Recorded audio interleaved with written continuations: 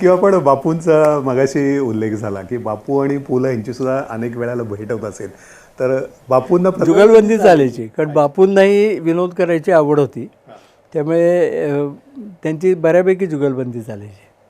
मग असे काही किस्से आहेत की बापू त्यांच्याकडे गेलेत आणि ते जेव्हा आजारी होते ते बापू त्यांना भेटायला गेले, तर गप्पा झाल्या, चहा झाला. त्या सुनीताबाईंनी गोळ्या, भाई तुझी गोळ्यांची वेळ झाली असं सांगून बचकभर गोळ्या आणून पुलंच्या हातात दिल्या. ते बापू म्हणाले, काय रे पिल्या? भाई म्हणायचे किंवा पिल्या म्हणायचे. काय रे पिल्या, केवढ्या गोळ्या? बघ ना रे, गोळीबार चालू आहे. म्हणजे आपल्याला हे शब्द माहीत असतात, पण आपल्याला ते सुचत नाहीत. बरोबर. मला वाटतं पार्किन्सन नंतर अमेरिकेला गेले. पार्किन्सन त्यांचा असाध्य झाला. अमेरिकेला गेले, तिथे ऑपरेशनचं आहे तसं कळलं, तर ते ऑपरेशन करून आले, पण ते फेल गेलं, सक्सेस झाला नाही त्यांचा. पार्किन्सन, ते थरथर आणि ते सगळं चालूच राहिलं. ते त्यांना भेटायला एक त्यांच्या नात्यातली स्त्री आली आणि तिने फैर झाडली पुलंवर की गेलात ना अमेरिकेला, 6 लाख रुपये घालवून आलो ना, काय उपयोग झाला? काही नाही. मी रेकी मास्टर आहे, मला सांगायचं, मी रेकीने हे घालवलं असतं. आणि रेकी रेकी रेकी इतकी ती सांगत बसली की पुलं म्हणाले, मला जरा कलकलतं आहे, मी जरा आज जाऊन पडतो. आणि मग आज जाऊन पडले. आता रेकी शब्द लक्षात ठेवा. 10 मिनिटांनी बाहेर आले आणि त्यांनी मिसेसना हाक मारली, सुनीता, ती अतिरेकी गेली का?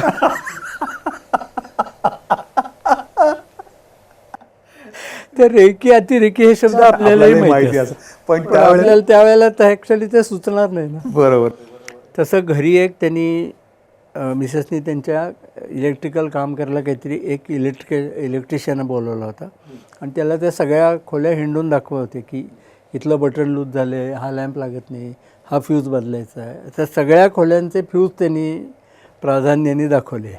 आणि तो इलेक्ट्रिशियन जरा असा एकदम एक्सपर्टपैकी नव्हता, तो असा बावचाळल्यावर का दिसायला लागला. ते बाई सुनीताबाईंना म्हणाले, अगं तू सारखं फ्यूज करतेस, तो कन्फ्यूज होत आहे ना. हे सगळं वेगळंच रसायन आहे, म्हणजे आपल्या ह्याच्यात कोणीच नाही ना असं. दुसरं तुम्ही नाव सांगा ना की क्षणाक्षणाला विनोद, क्षणाक्षणाला विनोद, आणि ते उच्च प्रतीचे. दुसरं पुलंनी काय केलं, अश्लीलतेकडे एकदाही विनोद गेलेला नाही. त्यांना सहज शक्य होतं, पण त्यांनी कधीच अश्लील विनोद, पातळीहीन विनोद, स्त्रियांवरचे विनोद किंवा बिलो द बेल्ट विनोद कधीच नाही आहे. तुम्हाला पुलंचं कितीही साहित्य बघा, पुलंचं कुठेच तुम्हाला ते म्हणजे एक आपला स्टँडर्ड अभिरुचियुक्त विनोद असतो. बरोबर आहे, उच्च प्रतीचं. बरोबर आहे. मला वाटतं प्रके अत्रे आणि नासी फडके यांच्याबाबतचा सुद्धा एक किस्सा आहे. ते प्रके अत्रे आणि नासी फडके यांचं जमत नव्हतं. हे वैचारिक मतभेद. आत्ता आपण राजकारणात जी भयंकर हाणामारी बघतो रक्तरंजित, तसं नाही, वैचारिक मतभेद होते. त्या एका लग्नाच्या पंक्तीला पुलं, अत्रे आणि फडके एका वेळेला पंक्तीला जेवायला बसले आणि मध्ये पुलं, अत्रे पुलं आणि नासी फडके, कारण ह्या दोघांचं वैर आहे म्हणून ते मध्ये बसले.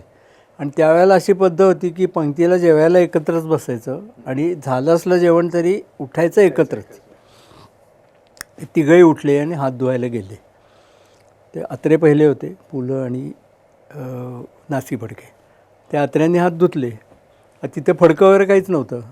ते असे हात झटकत ते उभे राहिले. त्यांनी त्यांच्या पद्धतीने विनोद केला अत्र्यांनी, पिल्या, या ओल्या हाताचं आता काय करू? तर ते म्हणले, मला का पुसता, फडक्याला पुसा. अरे बापरे. हे जे प्रसंगनिष्ठ विनोद आपण म्हणतो की त्या क्षणी ते बरोबर सुचणं की मागे फडके आहेत हे जाणून अशा प्रकारे. आणि पुसणे या क्रियापदाचे 2 आणि फडके परत. पुसणे, हो, टू वाईप असा एक अर्थ आहे, आणि टू आस्क असा पण म्हणजे विचारपूस. आपण विचारपूस म्हणतो अशा अर्थाने. मला कशासाठी पुसता, फडक्याला पुसा. बरोबर. म्हणजे ही पातळी विनोदाची अशक्य आहे सांभाळणं. खरंच आहे.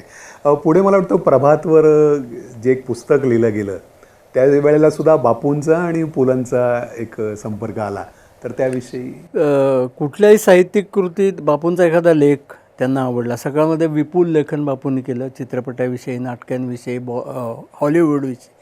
तर त्यांचा आवर्जून फोन यायचा की बापू तुझा आजचा लेख मला फार आवडला, आणि मग चर्चा व्हायची त्याच्यावर. तेव्हा विष्णुपंत दामल्यांचे ज्येष्ठ चिरंजीव अनंतराव दामले ह्यांच्या प्रेरणेने प्रभातचा इतिहास लिहून काढायचा असं त्यांचं ठरलं. आणि अर्थातच ते काम बापूंकडे आलं, कारण हिस्ट्री मुखोद्गत होती. प्रत्येक प्रसंगाला बापू हजरच होते. त्या अनंतरावसुद्धा त्याच्यात चर्चा करून प्रसंग लिहायचे. त्या अनंतराव आणि बापू ह्यांच्या सहकार्याने जे पुस्तक लिहिण्याचं काम चालू होतं हस्तलिखित, आणि बरीच कारकीर्द लिहायची होती म्हणून बराच वेळ जात होता. त्या पुलंच्या कानावर ही बातमी गेली की प्रभातचा इतिहास लिहिला जातो आहे आणि बापू लिहित आहे. त्यांचा बापूंना फोन आला, बापू झालं का तुझा प्रभातचा इतिहास लिहून? ते म्हणले नाही रे, पण चालू आहे काम. तुझं लिहून झालं की हस्तलिखित पहिलं मला पाहिजे, कोणाला दाखवायचं नाही, पहिलं मला. बरं.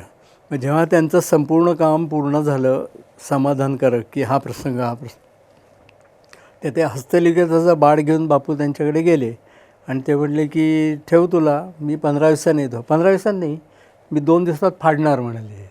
माझा अतिशय जिव्हाळ्याचा विषय आणि तू लिहिणार आहेस, त्यामुळे 2 दिवसात फाडणार. माझं झालं की मी तुला फोन करतो. झालं. त्यांचा 2-4 दिवसांनी फोन आला, झाले माझं वाचून, मला बोलायचं तुझ्याशी, ये माझ्याकडे. गेले बापू. अप्रतिम पुस्तक झालेलं आहे म्हणाले. हा इतिहासाचा मोठा अमोल ठेवा आहे आणि एक एक प्रसंग इतक्या सुंदर पद्धतीने तू लिहिला आहेस. प्रस्तावना मी लिहिणार आहे असं पुलंनी सांगितलं. पुलंनी सांगितलं. म्हणजे लोक पुलंच्या पायावर घालतात की तुम्ही प्रस्तावना लिहिलं आणि ते नाही म्हणून सांगतात. तर त्यांनी आपण सांगितलं प्रस्तावना कोणाला द्यायची नाही, मी लिहिणार आहे. त्या पुस्तकाची प्रस्तावना पु ल देशपांडेंची 16 पानाची आहे.